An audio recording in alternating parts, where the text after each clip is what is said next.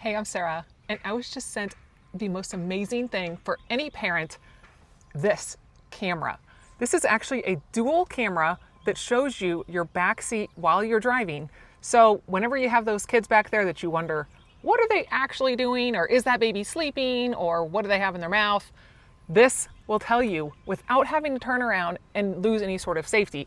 This camera is, literally plug and play. We have two cameras, so you just hook it on to the back of the headrest here, and then you can adjust it up and down so you can base it on, if it's a little baby in a little car seat or it's a little toddler, you can kind of move that camera around. And of course you have the other one on this side.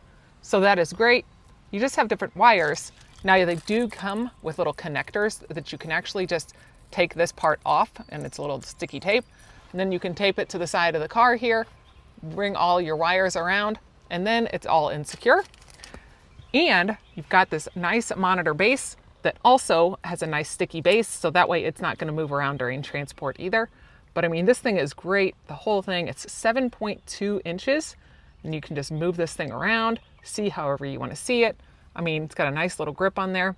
1080p camera, fantastic. I absolutely love how you can see everything, and you just control it all with this nice plug right here. You just press the button, it turns it off.